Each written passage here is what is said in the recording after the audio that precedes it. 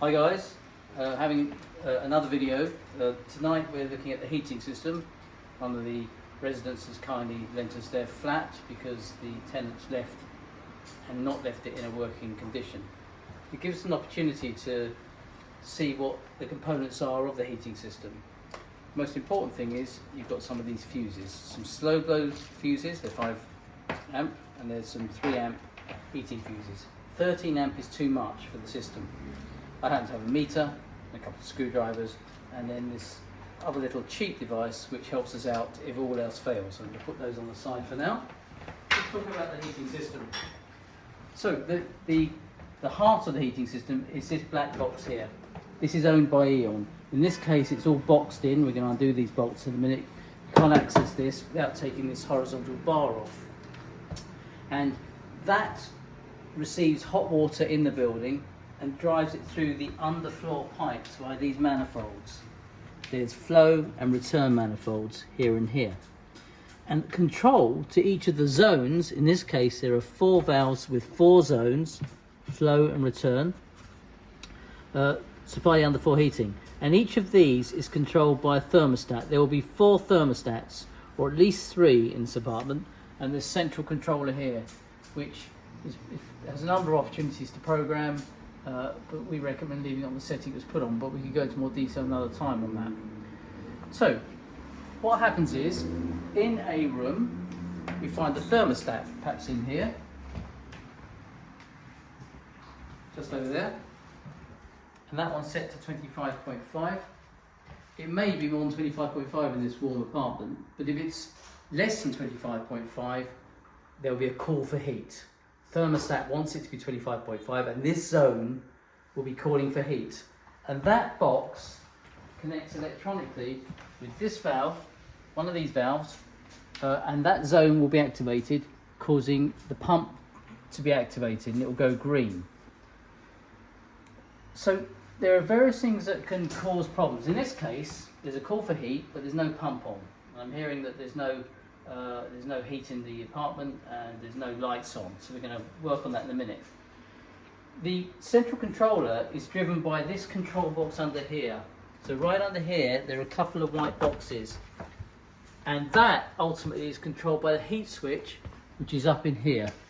Let's just see if we can find it amongst us. Like, it usually says heat, just at the back of heating, and we can see the heating is on, the heat switch is on, so the lights to the controller should be on, and they're not. So the heating switch is on. We don't know if that switch is intact. And if we go down here and go low with the camera, we can see that none of these lights are on these boxes. There's a master and a slave. And you can see these wires coming out the slave connect with these actuators that control flow to and from all the pipes. So we're going to do some troubleshooting to find out what's going on. If we can make that switch on the 220 volt main supply go to this controller, which reduces the voltage to 12 volts, it's a step down as they say, to these actuators, open up these valves, hot water will flow and these red levels will fall. And when they fall, that means there's flow and the underfloor heating circuit will be on, and the property should heat up. At the moment, we've got no lights here, so for a start, I need to understand the integrity of the fuse there. So let's go straight to that. So, you can turn it off at the mains by one of these miniature circuit breakers. I notice they're all up, which is important, because the one to that switch could have been down, but it's up. So I'm just going to get my little screwdriver.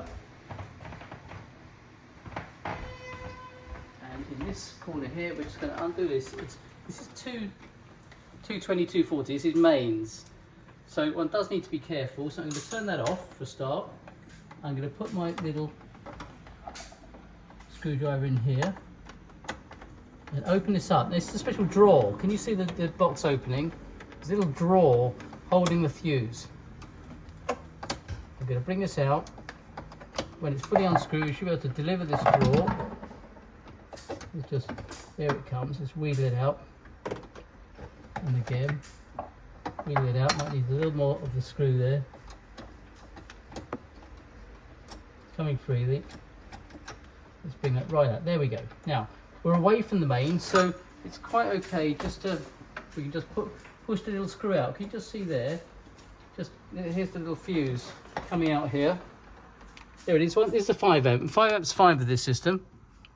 So it just sits in that drawer, and you push the drawer in and close it with the screw. So the first thing we're going to do is just see if this fuse is intact or not.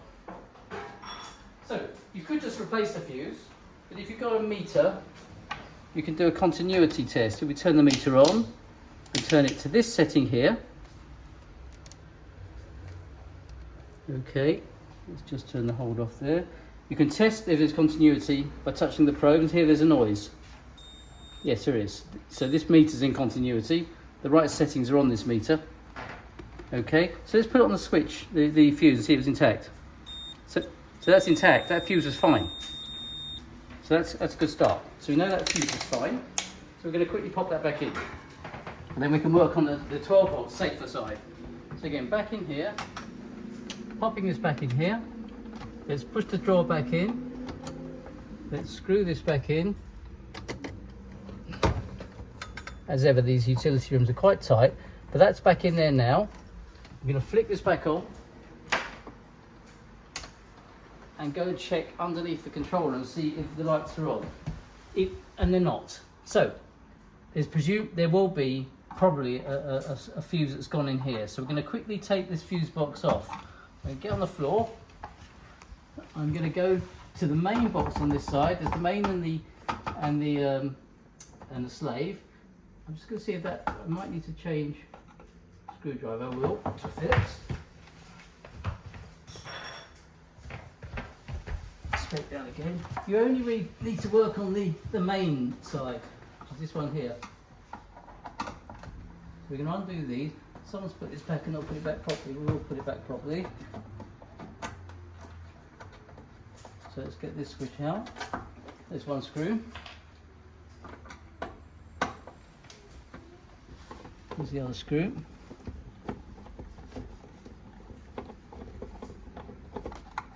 Could do with a smaller screwdriver really.